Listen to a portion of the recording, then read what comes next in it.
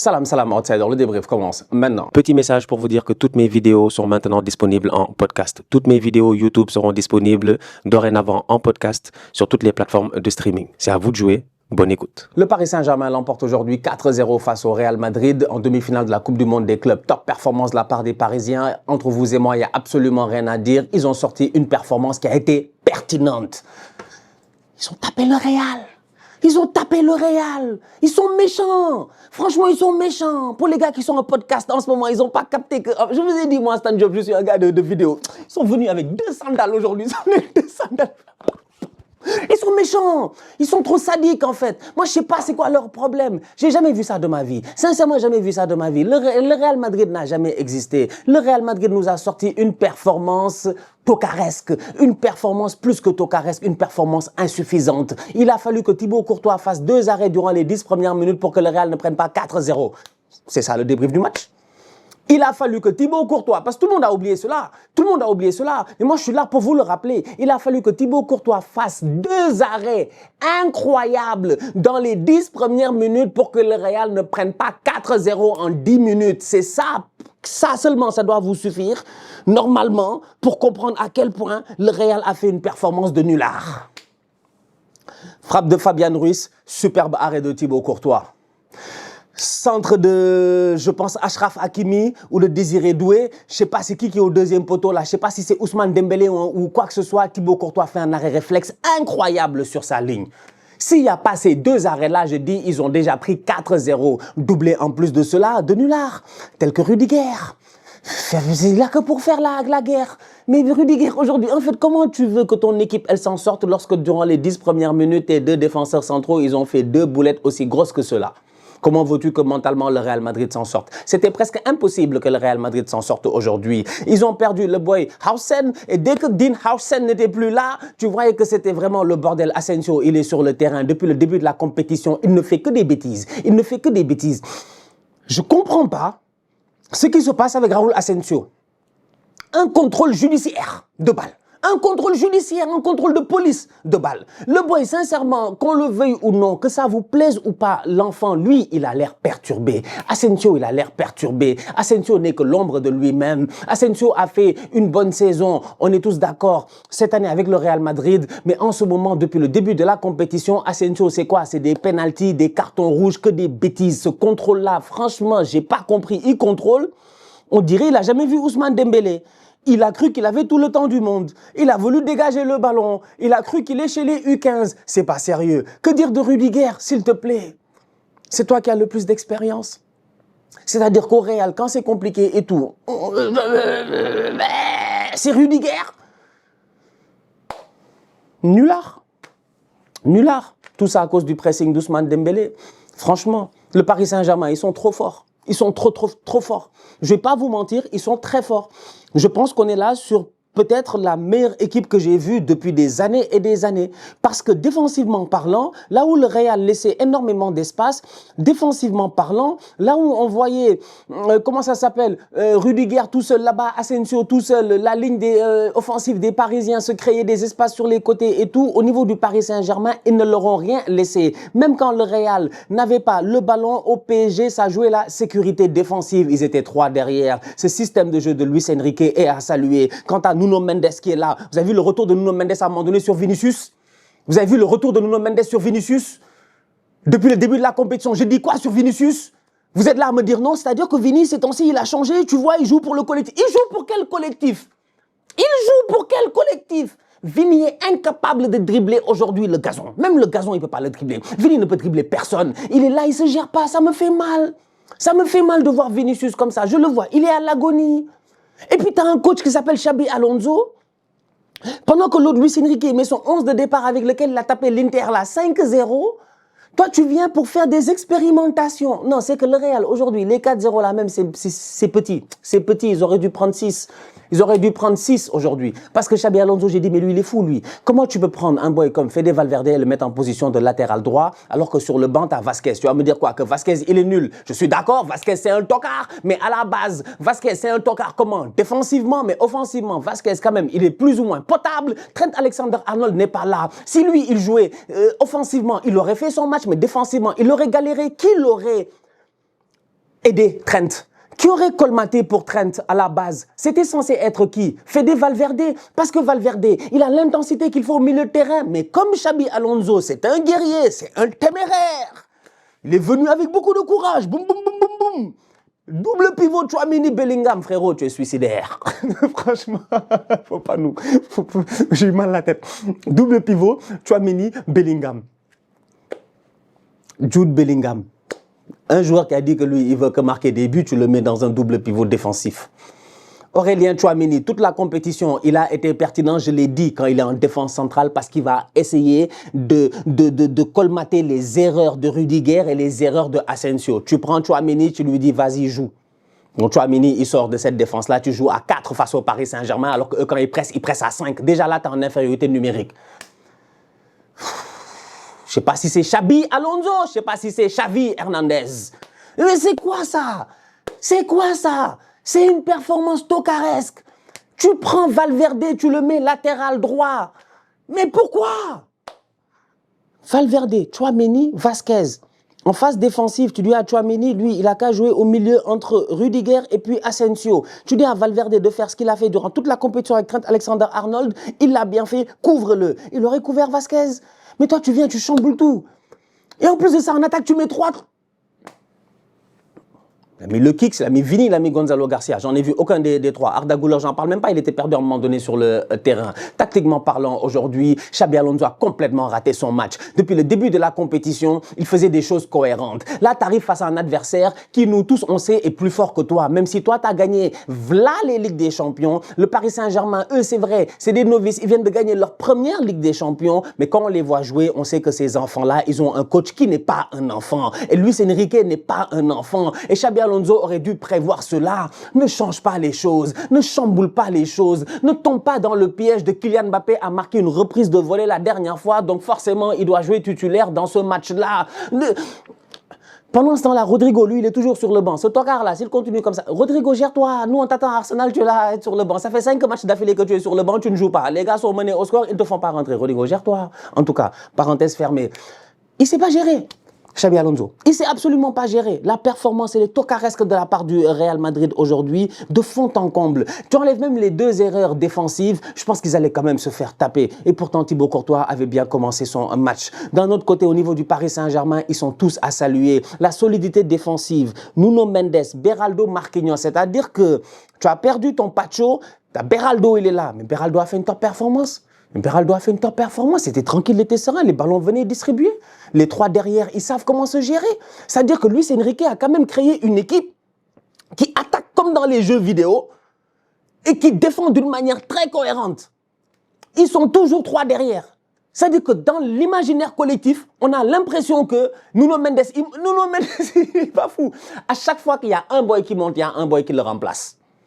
C'est ça le Paris Saint-Germain de Luis Enrique. À chaque fois que toi tu montes, quelqu'un va te remplacer. Regardez bien le positionnement sur le terrain, comment il est magnifique. Tu as Désiré Doué qui va coller la ligne, tu as Achraf Hakimi qui est un tout petit peu en bas. Si Désiré Doué il rentre, Achraf il prend la ligne. Automatiquement, tu as un des boys qui va venir pour le couvrir. Derrière déjà, comme j'ai dit, ils sont à 3. De l'autre côté, c'est la même chose. Nuno Mendes, s'il décide de monter, automatiquement, tu as un Vitinha, un João Neves, un Fabian Ruiz. Tu as quelqu'un qui va venir pour le couvrir. C'est-à-dire qu'il n'y a pas de dépassement de fonction bordélique. Si quelqu'un fait du dépassement de fonction, automatiquement, il y a quelqu'un d'autre qui est là pour gérer la jonction. La jonction, tout est carré là-bas, tout est carré. Il n'y a que des, c'est des X, des triangles, des carrés. Le football, il est flex à l'image de ce 3e but où tu as genre des 1-2 de FIFA. Achraf, il a donné, il a fait R1, il a couru. Non, R1 ou L1? Je ne sais même plus. Il a fait L1 ou R1, il a couru. Il est parti. 1-2. Je te donne, tu me redonnes. Je te donne, tu me redonnes. Je pars, je fais la passe, je claque un but. C'est trop facile. Franchement, c'est trop facile. Vraiment, c'est trop facile. Ils sont beaucoup trop forts, en fait. Moi, je m'assois calmement, j'ai envie de dire respecter Arsenal. C'est mon club. Vous ne nous avez pas respecté cette saison. On a joué le Paris Saint-Germain au moment où ils étaient forts. Ils ne nous ont pas fait ça. Ils nous ont pas fait ça. Ils nous ont pas fait ça. Respectez le Bayern. Ils n'ont pas fait ça au Bayern. Il y a des clubs qu'il faut respecter, franchement. Parce que ce qu'ils ont fait à l'Inter, c'est la même chose qu'ils ont fait au Real Madrid. Ils les ont traumatisés du début à la fin de la rencontre avec un Ousmane Dembélé. Ballon d'or. Je sais pas. Incroyable, Ousmane. Incroyable, Ousmane. Incroyable, Ousmane. Ousmane, j'ai senti son pressing jusqu'à dans mon salon. Ousmane, franchement, Ousmane, j'ai l'impression qu'il est là en train de presser. Peut-être même, avant la fin de la vidéo, il y a quelqu'un, il va venir, il va éteindre la vidéo, c'est Ousmane Dembélé. Son pressing... La dernière fois, dans une entrevue, il a dit que lors de la finale de la Ligue des Champions, quand il était en train de presser le gardien de l'Inter, Yann Sommer, il était en train de lui dire à chaque fois, tu as de la chance. Là, il n'a même pas eu besoin de dire à Rudiger, tu as de la chance. Tellement Rudiger n'a pas de chance, malchance. Il est venu, il a récupéré le ballon, il a claqué son but. Le premier but, c'est lui aussi. Il vient, il met un pressing à Asensio. Asensio n'a absolument rien compris. Il perd le ballon, Dembélé part, Thibaut Courtois sort, Dembélé gère. Même je pense que s'il n'y a pas but là-bas, peut-être il y a penalty, c'est pour dire à quel point Ousmane Dembélé, il a été fort. Il met un but, il met une passe décisive, il a sorti une top performance aujourd'hui face au Real Madrid. C'est un Ousmane Dembélé qui, nous tous, on le sait, est un prétendant au Ballon d'Or. Et sincèrement, en fait, je l'avais dit la dernière fois, j'avais dit la Coupe du Monde des clubs, faut faire attention. On était là en train de discuter, ouais, Lamine Yamal. Si la saison s'était arrêtée à la finale de la Ligue des Champions, Lamine Yamal, jusqu'à présent, il était là dans les discussions. Mais après ça, il y a eu d'autres compétitions. C'est comme ce matin, je disais à un mec qui m'a dit, ouais, Achraf, il doit être... Tout à l'heure même, je dis ce matin, tout à l'heure, je disais à un de mes potes, d'ailleurs, shout out à lui, grand fan du Paris Saint-Germain, Mohamed, il va se reconnaître. Tout à l'heure, il me fait, ouais, Achraf Hakimi, Ballon d'Or africain. J'ai dit, oui, je suis d'accord avec toi à 100%, mais ça dépend des fois. Dans le football, il se passe des choses qui sont illogiques. J'ai dit, d'un coup que la CAF décide de repousser la cérémonie du Ballon d'Or africain pour après la Coupe d'Afrique des Nations, et que Achraf Hakimi ne gagne pas la Coupe d'Afrique des Nations avec le Maroc, et qu'il y a un autre boy, je ne sais pas qui fait une top Coupe d'Afrique des Nations, qui est sensationnel, qui est vraiment éclatant, qui va au Maroc, qui tape tout le monde et tout, le football a une mémoire courte. Donc automatiquement, ça va switcher, on va dire, Achraf, il avait fait une bonne saison. Alors que Achraf est le Ballon d'Or africain normalement. C'est pour dire à quel point Lamine Yamal, pour moi, jusqu'à il y a quelques semaines, Yamal était là. Il était tranquille en vacances avec Neymar, à faire ses bêtises de bandit, mais pour moi, il était là. Mais là, Yamal... On l'a oublié. Donnez le Ballon d'Or à Ousmane, on passe à autre chose, frérot. Donnez le Ballon d'Or à Ousmane, on passe à autre chose, sincèrement. Rodri a été Ballon d'Or ici. Faut nous respecter, hein. Faut nous respecter, franchement. Moi, j'aime le football et j'aime les gars qui me procurent des émotions. Et Ousmane Dembélé, même si, effectivement, c'est pas toute la saison qu'il a été incroyable, mais qu'on le veuille ou non, c'est-à-dire que la saison, elle a commencé, quoi, fin août. Mais août, septembre, octobre, novembre, décembre. Et 5 mois là, c'était moyen. Janvier, février, mars, avril, mai, juin, juillet. 7 mois, il a été au top. Ça fait 7 mois qu'il est au top, le Ousmane Dembélé. Ça fait 7 mois qu'il est intouchable. Il a été décisif dans tous les matchs qu'il fallait, tous les grands matchs qu'il fallait. Manchester City, Arsenal, Inter Milan, j'en oublie même, Aston Villa. Lui, en fait, tous les matchs que Paris, ils ont joué, tous les matchs couperés où tu savais que Paris était dos au mur, ils ont pu compter sur qui? Sur Ousmane Dembélé. C'est un Dembélé en or. À mon humble avis, il mérite le Ballon d'Or. Il n'y a pas grand-chose à dire. En tout cas, en date d'aujourd'hui, vu que maintenant tous les contenders ils sont éliminés et qu'il ne reste que Ousmane, moi j'ai envie de dire qu'ils n'ont qu'à aller chercher cette Coupe du Monde des clubs, essayer de taper Chelsea pour faire honneur au Pastore, l'ancienne génération qui a souffert face à Chelsea. Nous, on était présents, on était vivants. Ce n'était pas les Dembaba, les machins, ils sont venus les fatiguer. Mais sinon, ouais, Ousmane, sensationnel aujourd'hui, vraiment incroyable. C'est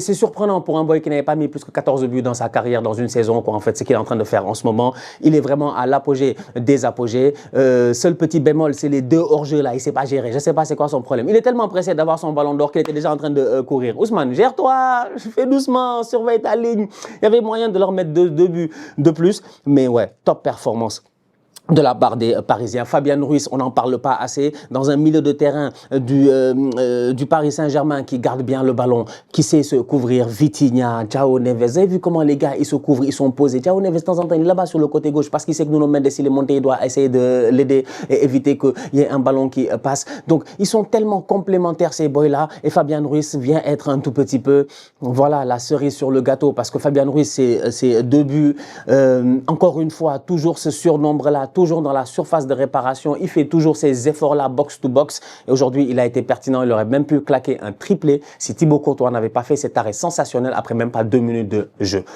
Voilà. Bravo les Parisiens. Moi, j'ai rien d'autre à dire à part bravo. On va voir ce que mon tonton il a dit. Qu'est-ce que mon tonton il a dit? Qu'est-ce qu'il a dit, lui? Mon neveu, ce Real de Martigues, c'était le Real de Martigues ou c'était un Real de Madrid? Moi, je ne sais pas. Mais ça c'était le Real de l'époque de, je sais pas moi, Ancelotti, au début, là, quand ils étaient pourris. Mais c'était un entraînement. C'était un entraînement. Ah ouais. Mais des joueurs, un Beraldo, mais qui a pris la mesure de Pacho. Ouais. Alors, une scène là qui est sortie, mais la catastrophe, Asensio, Rudiger, mais à ce niveau-là. Mais non, des erreurs comme ça, là, doublé d'erreurs mais le troisième but. Et là, il dit quoi là? Et puis, il faut quand même rajouter une chose. Dans tout ce championnat-là, un but encaissé. Un but encaissé, c'est tout. Contre les Botafogo, un seul. C'est quand même magnifique, avec toutes ces grandes équipes qu'on a rencontrées. Un but encaissé. Un but encaissé. Si ce n'est pas la meilleure équipe du monde, c'est qui? Moi, je sais que nous tous, on a hate sur Paris. Hein. Je ne vais pas vous mentir. Moi, mon tonton, il est là, il me connaît très bien. On a hate sur Paris. Il dit, moi, je déteste le Paris Saint-Germain. Moi, voir Paris échouer. Nous, on était heureux. Chaque année, on était content de voir Paris échouer. Mais là, c'est mort, c'est fini. Et le cancre est devenu le premier de la classe. Le cancre est devenu le premier de la classe.